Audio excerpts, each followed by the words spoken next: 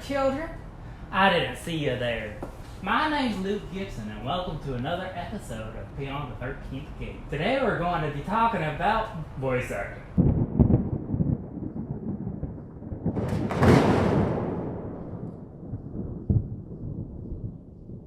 No, seriously. Hi guys, my name's Luke. Welcome to the Beyond the 13th Gate. Today I'm going to be talking to you about voice acting. I've been working at the 13th Gate for 8 years now, soon to be 9. Voice acting has been a key at the Gate for as long as it's existed. The main points I want to talk about voice acting today are preserving your voice, getting into the role, choosing adequate voices for your character to be in character, and how to not totally destroy your voice by the end of the night.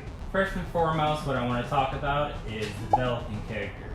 So when you go to auditions and they assign you a part and you go in that first day, they're going to put you into scene and they're going to give you some time to experiment, get familiar with your surroundings. You're not going to necessarily know what it's going to be like when the lights are off. They're going to show it to you with the lights on and you're going to be able to experience it, get familiar with it. But it's a completely different scenario when you're actually in scene, lights off, customers coming through.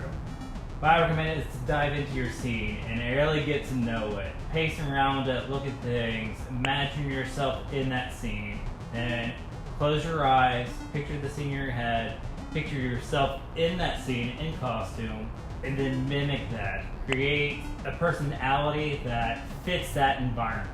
Now, once you've done that, then you can start developing your voice talent that you're going to be using. Like when I was assigned as a ventriloquist dummy, the only thing they told me to do was stand in the corner and look creepy.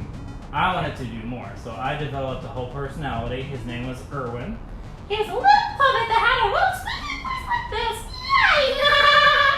And it really creeped people out! But once you've done that, you can immerse yourself in things, find an act, a rhythm.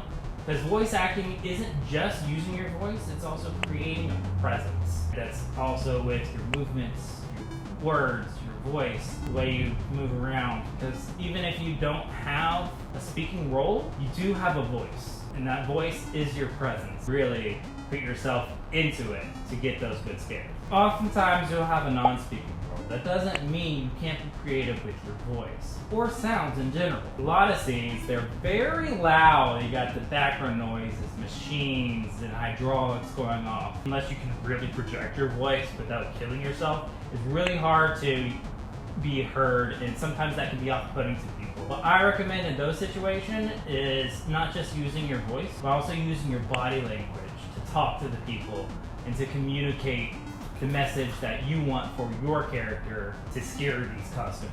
I've known a lot of people that can be super creepy and have wonderful scares from just like small clicking noises, or I've even done it as an overhead where it's real loud. I just reach my hand down and snap by their head and they flip out. The body language is huge, your movements, if like when I was the creepy puppet doll, I had movements where I would be standing still and then I'd twitch, move really quick around the room.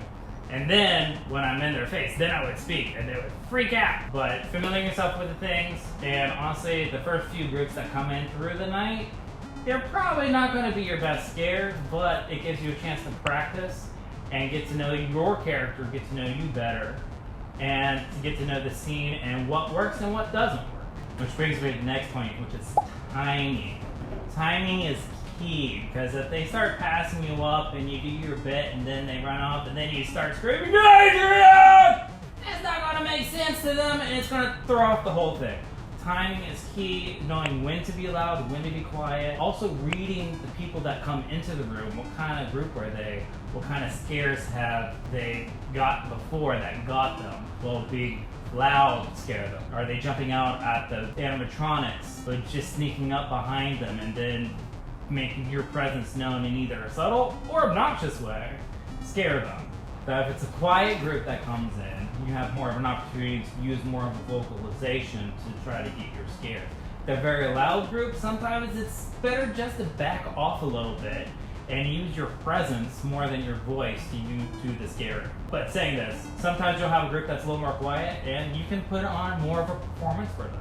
Likewise, you'll have groups in there that will be screaming bloody murder the entire time, which is okay because they're already scared. You pretty much done have your job right there, as the person in front of you did. You can use your presence more so than just your voice to scare them and move them along. Alright, in the case that you do have the opportunity to use your voice more, make sure you're doing it in character and doing it appropriately. It's using the right accent for the role that you've been given. Going on to accents and voices, again, get to know your character, do your research. In London, you're going to be using a Cockney accent. If you're a Bobby in London, or one of the Vagrants, or a Dropwall even, watch videos with people doing accents and try to mimic them. One of the things that helps me is watching those types of videos and sit in front of a mirror, and while you're listening to it, mimic them and watch yourself speak. Watch your lips move, watch the way their lips move, and try to mimic that so that you can get that accent down and that enunciation, just so we can give off better performance. Don't be afraid to talk to yourself. Half the people there talk to themselves. Don't be afraid to experiment. One of the key things with developing character is getting to know your limitations, but also playing around with it. So if you're by yourself in a slow night, start doing your bit in your scene. Start throwing your voice out there, seeing what you can do, seeing what you're capable of. I've done that a lot. I've had so many people come up to me. It's like, are there actually people coming, or are you just talking to yourself again? Don't be afraid of that. No one's going to judge you. We're all in this together, and honestly, we really appreciate it when you do that, because it means you're focused and you're putting in the work to do this job. And then at the end of the day, it is a job. It is fun. It can be extraordinarily exhausting, but it's incredibly rewarding, and you're going to remember it for the rest of your life. Likewise, if you're out in the swamp, make sure you're done doing down there that southern accent, man. You really lay off it. You want them to believe that you were down there from the south, and you probably going to shoot them with a shotgun if they get too close to your game. You don't want to come into a room where you're a zombie and start talking in some Cajun accent like a southern boy like that. No, zombies don't talk. For roles such as zombies, that's a non-speaking role. You can use your voice, but they do not use words. Zombies are going to use their howls and growls.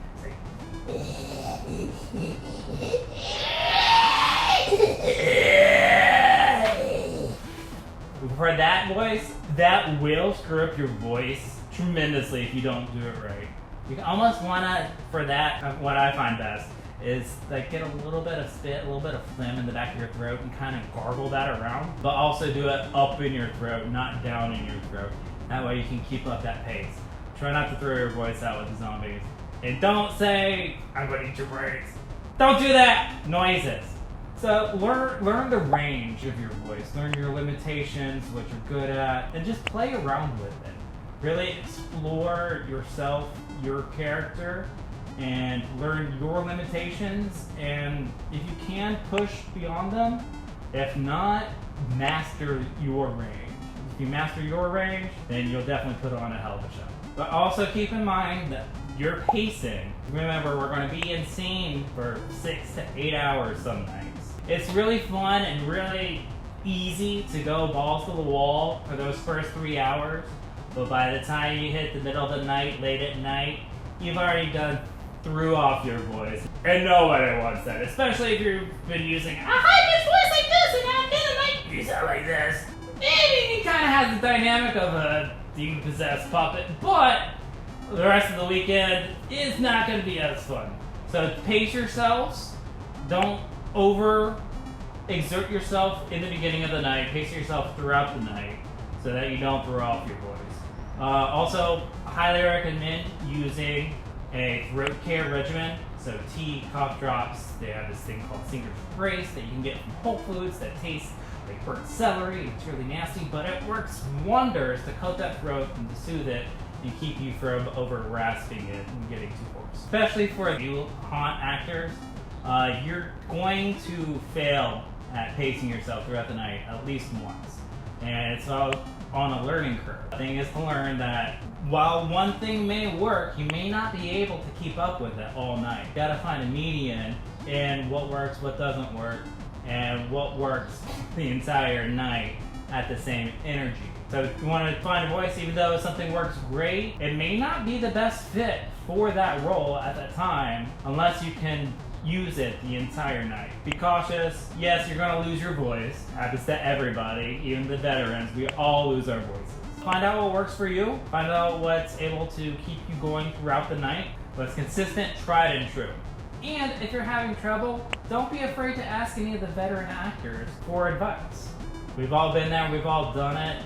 My first year, I was in several different spots, and I had no idea what I was doing. We're here to help you, if only you ask. So make sure that you keep that same energy throughout the night, because we want to make sure that all of our guests had the exact same experience from the start of the night to the end of the night and throughout the season. And another point I want to make is that while you're in character in scene, it's always incredibly important to remain proper and appropriate, because we are a family-oriented business. We do have children coming through, and also it's appropriate not just in language and body language, but also staying in character and appropriate for that time period, especially if you're in London or the pirate ship. Don't be doing things that wouldn't exist back then, or saying words or referencing things. Some of my favorite haunt actors, whenever they see people with their phones out, they don't say, hey, put your phone away. Be like, hey, what's that magical box you got there? Like, you need to put that away. We don't allow witchcraft around here. Things like that. Keep in character for the time and place of the character that you are. And always remember to be appropriate, because we are a family-oriented company. Even though we are scary, there's a lot of gore. We make sure that we keep our language in check, our body language in check, and ourselves in check. So, if you don't have a speaking role, noises are your best friend. If you're in a loud spot, body language, because that speaks louder than words most of the time. And remember to keep pacing yourself, ask questions, experiment, and have fun. Alright everybody, thank you so much for tuning in. Please comment, like, and subscribe to the channel for more content from Beyond 13th Gate. Honestly, I appreciate all of y'all. I hope to see y'all at the gate and look forward to working with y'all. Y'all take care. Thanks!